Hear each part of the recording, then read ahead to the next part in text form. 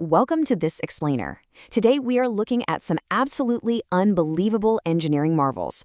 We're going to explore the magnificent machines that are currently pushing road-legal vehicles way beyond limits we previously thought were physically impossible. 310 miles per hour. I mean, just let that number sink in for a second. That is the mind-bending theoretical top speed of the Koenigsegg Jesko Absolute. We are setting this as our ultimate benchmark today because the automotive world in 2026, well, it's standing at a truly extraordinary crossroads. Okay, let's dive into this. Here is our roadmap for today. We've got the new speed frontier, the internal combustion kings, the electric hypercar revolution, the hybrid power solution, surviving extreme velocity, and finally, the future of fast. Let's kick things off with Section 1, the new speed frontier. You know, these aren't just cars in the traditional sense anymore. They are literally multi-million-dollar rolling laboratories. And right now, there is an all-out three-way war at the absolute top of the charts.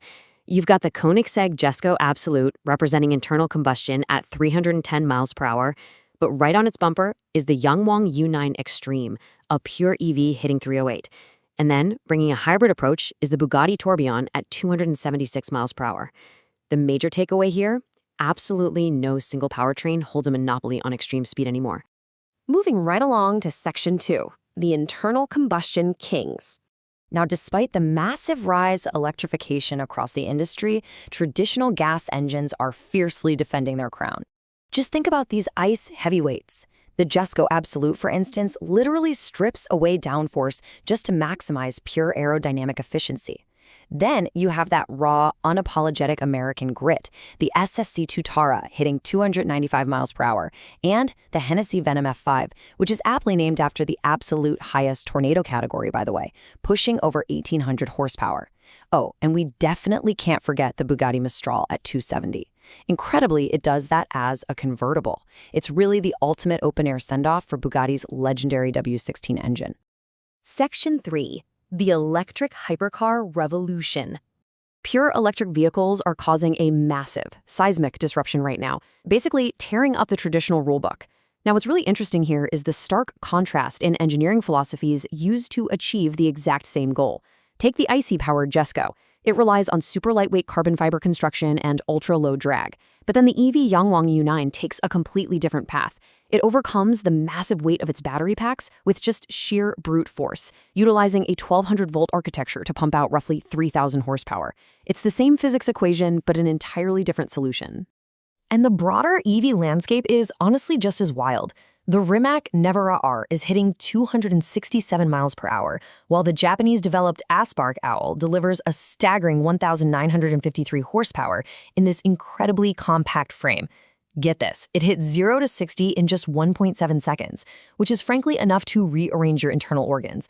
It definitively proves modern EVs aren't just quick off the line anymore, they have sustained, genuinely terrifying top-end capability. And this brings us to a pretty incredible realization about the hypercar market today. It's really all about what kind of sensory experience you want as a driver. You're basically choosing between the visceral mechanical symphony of a naturally aspirated V16 roaring right behind your head, or the silent, literally teleportation-like acceleration of a pure EV. The entire driving experience fundamentally transforms based purely on the powertrain you select. Okay, Section 4, the hybrid power solution. For some brilliant engineers out there, the answer actually isn't about choosing between gas or electric at all. It's about combining them. The Bugatti Tourbillon gives you that mechanical soul of a V16, but it uses electric motors to instantly fill in any torque gaps. Meanwhile, the Zinger 21CV Max tries something radically different to hit its 253 miles per hour. It uses fighter jet-style tandem seating and extensive 3D-printed components. And finally, you have the McLaren Speedtail, which offers this elegant central driving position Grand Tourer. These cars prioritize the holistic driving experience and groundbreaking manufacturing over just chasing raw numbers. Which leads us to Section 5, surviving extreme velocity. So the crucial point here is that reaching 300 miles per hour is really only half the battle. Keeping the car on the road and, the driver alive is the true climax of this story. Engineers have to solve three interconnected physics nightmares simultaneously. First, aerodynamic drag increases with the square of your speed, which requires exponential power just to cut through the air. Second, thermal loads. Brakes, tires, and powertrains generate immense heat that absolutely must be managed. And third, the immense centrifugal forces are literally trying to tear the tires apart as they spin. Miscalculate just one of these things, and the results are disastrous. Now, you might be sitting there wondering, okay, why does this matter to me? Why should I care about a $4 million hypercar?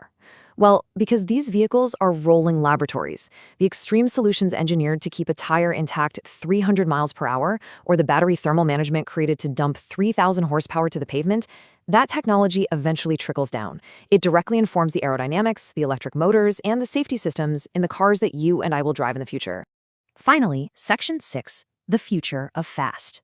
The rules of the game are shifting rapidly right now, shaped heavily by regulatory pressures and alternative fuels. So I'll pose this question directly to you. What comes next? Will the internal combustion engine be saved by low-carbon synthetic fuels? Or will the undeniable efficiency of next-gen EVs just take the crown permanently? Manufacturers are already in the lab right now, developing machines to challenge the very rankings we just went through. Ultimately, this all comes down to human ambition. It's the desire to push limits, to see exactly what happens when constraints are completely removed from passionate engineers. The impossible becomes achievable, one MPH at a time. For more, visit our website, Fair Solution.